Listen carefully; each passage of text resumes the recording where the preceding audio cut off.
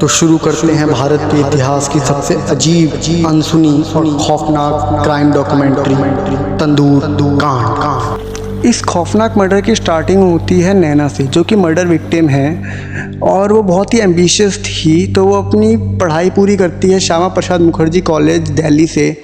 उसके बाद अपने पायलट के लाइसेंस के लिए यूके में अप्लाई करती है। वो अप्रूव होने के बाद वो इंडिया में ही रहती है और एक नेशनल यूथ कांग्रेस पार्टी थी उससे जुड़ जाती है। उस टाइम पे सुशील चंद्र भी उस पार्टी से जुड़ा हुआ था, जो कि प्रेसिडेंट बनने वाला था कुछ सालों बाद। सुशील को नैना से प्यार था, बट नैना को किसी और से प्यार था जिसका नाम था मतलूब करीम। और नैना और मतलूब कुछ सालों तक रिलेशनशिप में भी रहते हैं। फिर 1987 में जो मतलूब था वो शादी कर लेता है अपनी कास्ट में। जब नैना को पता चलता है तो नैना पूछती है क्यों करा, तो मतलूब उसे रीज़न देता है कि मेरी फैमिली तुम्हें एक्सेप्ट नहीं करती क्योंकि तुम सिख थी।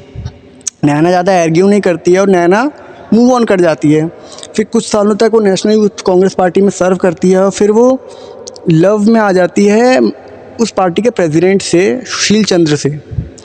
सुशील चंद्र से जब शादी होने वाली होती है, सुशील एक शर्त रख देता है उसकी फैमिली के सामने कि अगर मेरे से नैना शादी करेगी तो उसे नेशनल यूथ कांग्रेस पार्टी से रिज़ाइन करना पड़ेगा।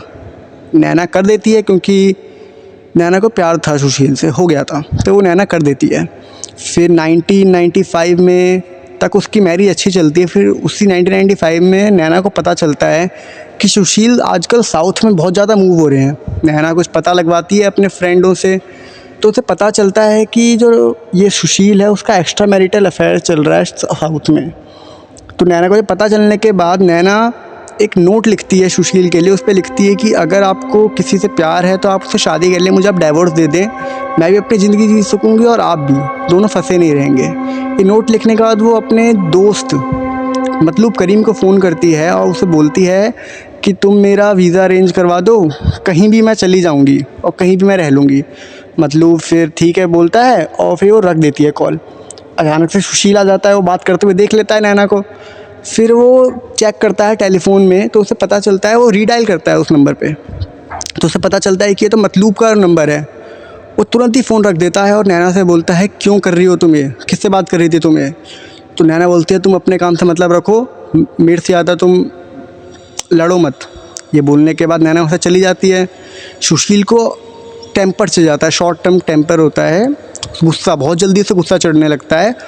फिर वो बंदूक अपनी निकालता है और नैना के हेड पे 3 गोली चलाता है। 2 उसके लग जाती है और एक दीवार में जाके लगती है। तो उसका जो रूम था वो पूरा खून से भर गया था। तो उसके बाद जब उसे रियलाइज़ होता है सुशील को कि मैंने क्या कर दिया, तो वो सोचने लगता है क्या करूँ, वो रोने लगता है और फिर सोचता है बॉडी का क्या करूँ मैं। तो फिर वो बॉडी को लेके जाता है और उसकी जो सेंटर होती है उस सेंटर में रख देता है और वहाँ के रूम का खून साफ़ कर देता है। फिर उस सेंटर को लेके ITO पुल पे जाता है दिल्ली में जो है, और उसके नीचे यमुना में फेंकने को ट्राई करता है। बट फिर वो देखता है कि वहाँ पे 9 बजे की बात थी, दिल्ली में तो ट्रैफिक बहुत ज़्यादा रहता है, तो वो फेंक नहीं पाता है। उसकी इमेज भी अच्छी थी, प्रेसिडेंट था, तो कोई देख लेता तो क्या बोलता, उसे कांग्रेस पार्टी से भी निकाल देते। वो फेंकता नहीं है। वो फिर सोचता है कि उसके नाम पे एक रेस्टोरेंट था, बगिया रेस्टोरेंट, वहाँ पे जाता है और उसके मैनेजर से बोलता है देखो तुम्हें मैं एक बात बताऊँगा अभी, तुम उससे पहले जितने भी यहाँ पे लोग हैं सबको भेज दो और वेटरों को और जितने भी शेफ़ हैं सबकी छुट्टी दे दो, आज की भी और कल की भी। मैनेजर जो था वो बोलता है क्यों सर, क्यों करूं मैं ये, देखिए कितने कस्टमर आ रखे हैं। सुशील बोलता है करो जो बोला। मैनेजर सबको भेजता है। मैनेजर पूछता है सर क्या हो गया।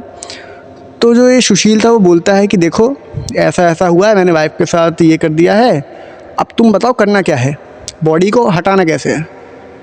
तो मैनेजर सोचने लगता है। फिर सुशील को अचानक से तंदूर दिखता है। यहीं से स्टार्ट होती है तंदूर की कहानी।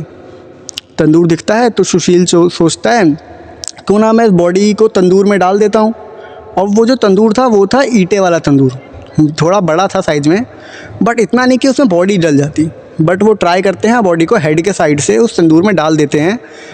और आपको पता है मेनली तंदूर तो रोटी ये सब बनाने के लिए होता है, तो उतनी आग तो उसमें जलेगी नहीं, तो उसमें बहुत ज़्यादा वो घी डाल देते हैं। तो अचानक से जो आग उठती है वो 8 फीट तक चली जाती है। तो रेस्टोरेंट से जो बाहर होते हैं लोग, उन्हें दिखती है। तो एक अनारा नाम की एक वो होती है लड़की, औरत होती है जो उधर रेडी लगाती है सब्जी की, उसे दिखती है। तो वो जाती है और एक पास ही में कांस्टेबल खड़ा था, उसे बोलती है देखिए सर क्या हो गया इस बगिया रेस्टोरेंट में, लग रहा है मेरे को कुछ आग जल गई है, सीरियस है। तो जो वो था कुंजू, कांस्टेबल वो जाता है और मैनेजर से बोलता है क्या हो गया, कैसे इतनी आग भड़क रही है। तो कुंजू वो मैनेजर बोलता है कि जो इस रेस्टोरेंट के ओनर हैं सुशील चंद्र, तो प्रेसिडेंट हैं कांग्रेस पार्टी के यूथ के, उन्होंने मेरे को बोला है कि रद्दियाँ जला देनी है। तो वो उसके आगे, पर कुंजू को शक हो जाता है क्योंकि उसे स्मेल आती है बॉडी के जलने की। तो कुंजू वहाँ से चले जाता है, फिर वो उसके बैक साइड से कूदता है उसी रेस्टोरेंट में, और जब वो तंदूर के पास पहुँचता है तो उसे दिखती है, पैर दिखते हैं। तो वो मैनेजर से बोलता है ये पैर किसके हैं। तो मैनेजर बोलता है सर ये बकरे के हैं, हमने तो आज 3-4 बकरे हलाल करे थे। बट आपको तो पता ही है बकरों के पैर और इंसान के पैर में बहुत फ़र्क है। कुंजू तो बेवकूफ़ था नहीं। तो कुंजू फिर वहाँ से जाता है और पीसीआर को फ़ोन करता है और फोर्स को, या आप इधर आओ, इधर एक रेस्टोरेंट है बगिया, उसमें जो उसका मैनेजर है वो वहाँ पे एक लाश को तंदूर में जला रहा है। तो जब ये सुशील को पता चलता है कि पुलिस आने वाली है तो सुशील वहाँ से भाग जाता है। पुलिस आती है, मैनेजर से पूछती है, मैनेजर बोल देता है कि ये हुआ है, सुशील चंद्रा ने मेरे से बोला था ये करने के लिए। अब सुशील को पकड़ने के लिए पुलिस घूम रही होती है, सुशील भगता रहता है इधर उधर क्योंकि उसकी पहुंच बहुत दूर तक होती है। लेकिन आखिरकार सुशील को पकड़ लेते हैं। वो कहाँ पे, एक भद्रावती है बेंगलोर में, तमिलनाडु में, वहाँ पे वो पकड़ लेते हैं उसे और फिर उसे सज़ा मिल जाती है। लेकिन अब सज़ा क्या मिलेगी, तो उसे उस टाइम पे बोलते हैं कि इसे, क्योंकि उसने बहुत खौफनाक मर्डर करा था, दर्दनाक, तो उसे फांसी की सज़ा का ऑर्डर देती है कोर्ट। लेकिन फिर इस पर वो पेटिशन डालता है तो सज़ा को कम करा जाता है क्योंकि उसने ये सब गुस्से में आके करा था, तो उसे उम्र कैद की सज़ा मिल जाती है। और फिर यहीं पे तंदूर मर्डर समाप्त होता है। Thank you.